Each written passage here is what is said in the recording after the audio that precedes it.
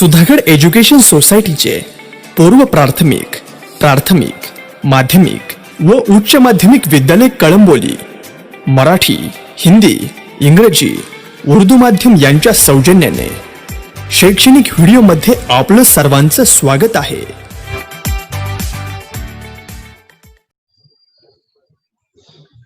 नमस्कार विद्यार्थी मित्रांनो, आपल्या ऑनलाईन वर्गामध्ये पुनश्च स्वागत। आपण मागील वेळेस भूगोल विषयाचं प्रकरण क्रमांक 2 मध्ये स्थलांतर कशामुळे घडते, त्याची कोणकोणती कारणे याचा अभ्यास केला। आता आपल्याला त्या स्थलांतरामुळे कोणकोणते परिणाम घडतात त्या परिणामांचा अभ्यास करायचा आहे। स्थलांतराचे विविध प्रकारचे परिणाम असतात, परंतु लोकसंख्येमुळे ते घडते, लोकांमुळे घडते, म्हणून कधी ते फायदेशीर असतात तर कधी तोट्याचे असतात। त्यालाच धनात्मक व ऋणात्मक परिणाम असं म्हटलं गेलं। म्हणून लोकसंख्या स्थलांतराचे धनात्मक ऋणात्मक असे दुहेरी परिणाम होतात। दोन्ही प्रकारचे परिणाम होत असतात। त्यामध्ये निर्गमित म्हणजे ज्या प्रदेशाकडून स्थलांतर होते, म्हणजे ज्या प्रदेशातून लोक बाहेर जातात त्यांना निर्गमित प्रदेश असं म्हणतात। म्हणजे जिथून लोक बाहेर जातात तो निर्गमित प्रदेश। या साधारणपणे लोक बाहेरून ग्रामीण भागातून किंवा कुठल्या तरी प्रदेशातून दुसऱ्या भागाकडे जातात, अशा पद्धतीने स्थलांतरित होत असतात। दुसरा जो याचा प्रकार दिलेला आहे आगमित स्थलांतर, म्हणजे ज्या प्रदेशामध्ये येतात किंवा ज्या प्रदेशामध्ये स्थलांतर होते त्याला आगमित प्रदेश असे म्हटले जाते। आता हे लोक बाहेरून आलेले अशा पद्धतीने दुसरीकडे म्हणजे आपला प्रदेश सोडून दुसऱ्या प्रदेशात आलेले, ते शिक्षणासाठी असतील, कामासाठी असतील, व्यवसायासाठी असतील किंवा शालेय स्पर्धांसाठी असतील, ते त्यांचं आगमन या ठिकाणी झालेलं आहे। विविध भागातून त्यांचा संघ हा एका ठिकाणी जिथे स्पर्धा भरवलेली असेल, टुर्नामेंट भरवलेले असेल, अशा ठिकाणी ते लोक आलेत, म्हणजे त्यांचं आगमन या ठिकाणी झालं। म्हणजे वेगवेगळे हेतूने कामासाठी, व्यवसायासाठी, शिक्षणासाठी किंवा स्पर्धेसाठी किंवा खेळाचे कुठलेही प्रकार असतील, टुर्नामेंट वगैरे असतील, त्यासाठी हे लोक स्थलांतरित होत असतात। म्हणजे स्थलांतर हे निर्गमित आणि आगमित या दोन घटकांवर अवलंबून आहे, हे आपल्याला सांगता येतं। स्थलांतराचे लोकसंख्येवर काय काय परिणाम होतात, तेही लोकसंख्येवर धनात्मक परिणाम कसे होतात आणि ऋणात्मक परिणाम कसे होतात हे या ठिकाणी दिलेलं आहे। धनात्मक परिणामाने निर्गमित भागातून आगमित भागामध्ये जे लोक येतात तेथील कार्यरत गटाच्या लोकसंख्येत वाढ होते, म्हणजे कामकरी लोकसंख्या वाढते। जसं लोकांनी जगातल्या अनेक भागातून जर्मनीकडे, फ्रान्सकडे किंवा रशियाकडे स्थलांतर केलेलं आहे, म्हणजे जर्मनी, फ्रान्स, रशियाची कार्यशील लोकसंख्या वाढली। तसंच खेड्यातून लोक शहरी भागाकडे जात असताना खेड्यातला जन्मदर कमी होऊन लोकसंख्या जास्त राहते आणि त्यांची दुष्काळातून सुटका होते।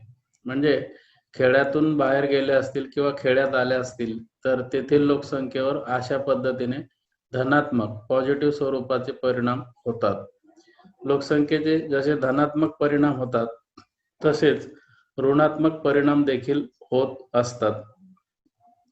स्थलांतर करणाऱ्यांमध्ये साधारणपणे कामकरी किंवा तरुण गटाची लोकसंख्या जास्त असते, म्हणून त्या ठिकाणी वृद्ध लोकसंख्या शिल्लक राहते। वृद्ध लोक जास्त शिल्लक राहतात। खेड्यातील वृद्धांची संख्या वाढते आणि जन्मदर देखील वाढतो। म्हणजे हा निगेटिव्ह परिणाम लोकसंख्येवर स्थलांतरामुळे होत असतो। त्यानंतर आर्थिक परिणाम देखील स्थलांतराचे होतात, ते सुद्धा धनात्मक आणि ऋणात्मक अशा स्वरूपाचे होतात.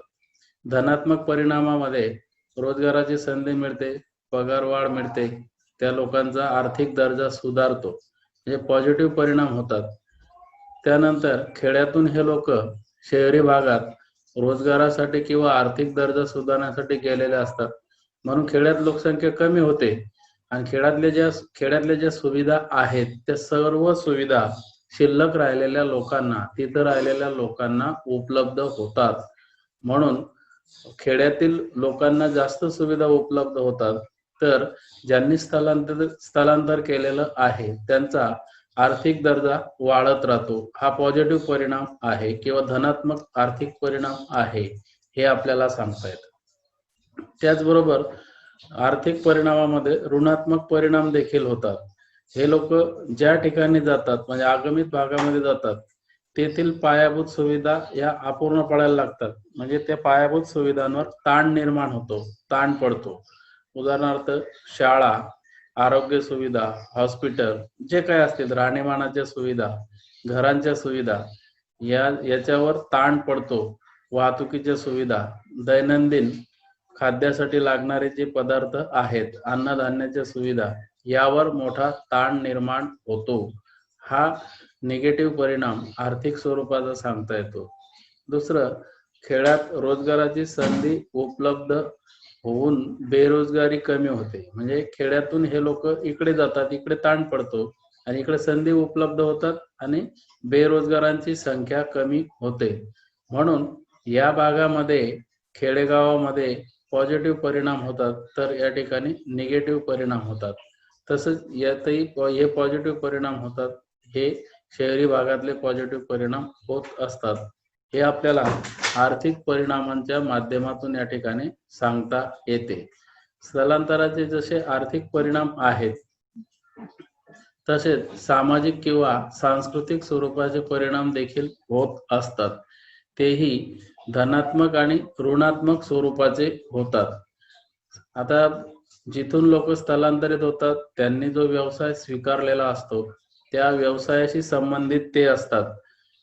समजा शिक्षक असतील, डॉक्टर असतील, हे ग्रामीण भागातून शहरी भागाकडे, म्हणजे जिकडे सुविधा उपलब्ध असतील तिकडच्या समाजामध्ये यांची सुविधा उपलब्ध होते. वैद्यकीय सुविधा किंवा शिक्षणाच्या सुविधा, शिक्षक, डॉक्टर वगैरे हे त्या ठिकाणी जातात. किंवा लोक त्या ठिकाणी एकत्र आल्यानंतर विविध संस्कृतीचे लोक एकत्र येतात. त्यांच्या रूढी, परंपरा, रीत, पद्धती, प्रथा इत्यादींची ओळख होते.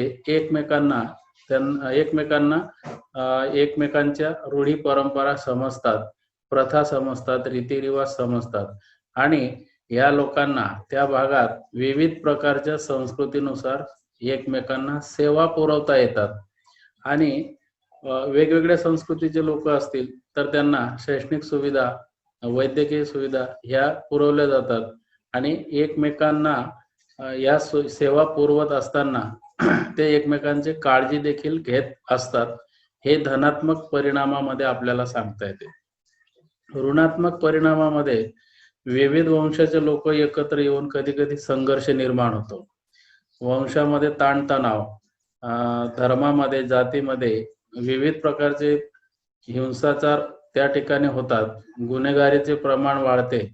विविध लोक गुन्हेगारी जगताकडे वळतात आणि त्यांच्या ज्या प्रथा असतात, त्यांच्या धर्माच्या रीतिरिवाज वगैरे त्यांच्यावर तणाव निर्माण होतो. हा निगेटिव्ह परिणाम किंवा ऋणात्मक परिणाम सामाजिक सांस्कृतिक स्वरूपाचा होत असतो. ज्या भागात हे लोक जातात, म्हणजे आगमित भागात जातात, तिथं लोकांची गर्दी वाढते, झोपडपट्ट्यांची संख्या वाढते आणि झोपडपट्ट्यांची संख्या वाढल्यामुळे स्वच्छतेचा अभाव निर्माण होतो आणि विविध साथीच्या रोगांचा प्रभाव त्या ठिकाणी दिसतो. म्हणजे ऋणात्मक परिणाम हे मोठमोठ्या शहरांमध्ये जास्त प्रमाणात बघायला मिळतात, कारण तिथं सगळ्या प्रकारची दाटी निर्माण होते आणि सगळ्या प्रकारच्या दाटीमुळे वैद्यकीय सुविधांवर देखील ताण निर्माण होतो. म्हणून शहरी भागामध्ये, समाजात किंवा संस्कृतीमध्ये असे विविध प्रकारचे परिणाम, ऋणात्मक स्वरूपाचे परिणाम निर्माण होतात. आताच आपण जी आपत्ती अनुभवतोय त्या आपत्तीमुळे देखील झोपडपट्ट्यांमध्ये साथ ही जोरात पसरली. ती आता आटोक्यात जरी आली असली तरी तिचा प्रसार हा जोरात झाला होता, हे आपल्याला याच्या माध्यमातून सांगता येते. स्थलांतराचे सामाजिक सांस्कृतिक परिणामाव्यतिरिक्त पर्यावरणावर देखील परिणाम होत असतात. पर्यावरणावर धनात्मक परिणाम कोणते होतात आणि ऋणात्मक परिणाम कोणते होतात, तेही आपल्याला या ठिकाणी बघायचं आहे. धनात्मक परिणामामध्ये ज्या प्रदेशातून स्थलांतर होते तेथील पर्यावरण सुरक्षित राहते. म्हणजे जिथून लोक स्थलांतरित होत असतात त्या ठिकाणी लोकसंख्या कमी होते आणि पर्यावरणावरचा ताण कमी राहतो, ते पर्यावरण सुरक्षित राहतं. खेडेगावाच्या पर्यावरणावरील भार कमी होतो. म्हणजे खेडेगावातला जो पर्यावरणीय ताण असतो, लोकांच्या स्थलांतरामुळे तो ताण कमी होतो, भार कमी होत असतो. हा पॉझिटिव्ह स्वरूपाचा पर्यावरणावर होणारा स्थलांतराचा एक परिणाम दिलेला आहे. तसंच ऋणात्मक परिणामामध्ये स्थलांतरित लोक अतिशय हालाकीच्या परिस्थितीत राहतात, म्हणजे जिथं गेलेले असतात तिथं, आणि तेथील संपत्तीचा अधिक वापर होऊन गरिबी वाढते. म्हणजे तिथं जी संपत्ती उपलब्ध आहे तिच्यावर ताण पडतो, म्हणजे ती अधिक वापरात आणली जाते आणि हळूहळू त्या संपत्तीवर ताण पडायला लागला की लोकांना ती उपलब्ध होऊ शकत नाही, म्हणून हळूहळू तिथं गरिबी वाढत जाते पॉप्युलेशन वाढल्यामुळे. तसंच हे लोक शहरी भागात गेल्यानंतर शहरांच्या आकारात वाढ होते, म्हणजे शहरे पसरतच जातात. शहरीकरणाचा विस्तार होत असतो आणि आरोग्याला अपाय करतील अशा पद्धतीचं पर्यावरण निर्माण होतंय. झोपडपट्ट्यांमध्ये वाढ होते. म्हणजे स्थलांतरित लोक ज्या भागामध्ये त्यांचं आगमन होते, आगमित भागामध्ये जातात, ती शहरे विस्तारत जातात, पसरत जातात. जसं आपण म्हणतो ठाण्यापासून ते थेट अंबरनाथ, बदलापूर वगैरे हा शहरीकरणाचा विस्तार आहे. इकडं वाशीवरून इकडं पनवेल पर्यंत हा शहरीकरणाचा विस्तार आहे. म्हणजे या शहरांमध्ये वाढ होत गेली, त्याचप्रमाणे झोपडपट्ट्यात देखील वाढ होत गेली आणि पर्यावरणावर त्याचा ताण निर्माण झाला. म्हणून पर्यावरणावर देखील लोकसंख्या स्थलांतराचे धनात्मक आणि ऋणात्मक असे परिणाम होत असतात. विद्यार्थी मित्रांनो, आपल्या 12वीच्या भूगोल अभ्यासक्रमातील साधारणपणे प्रकरण 2 ज्याचं नाव लोकसंख्या भाग 2 असं दिलेलं आहे, ते प्रकरण या स्थलांतराच्या धनात्मक आणि ऋणात्मक अशा दुहेरी परिणामांसोबत आपण या ठिकाणी संपवलेलं आहे. नेक्स्ट प्रकरणाला आपण नंतर सुरुवात करणार आहोत. थँक्यू.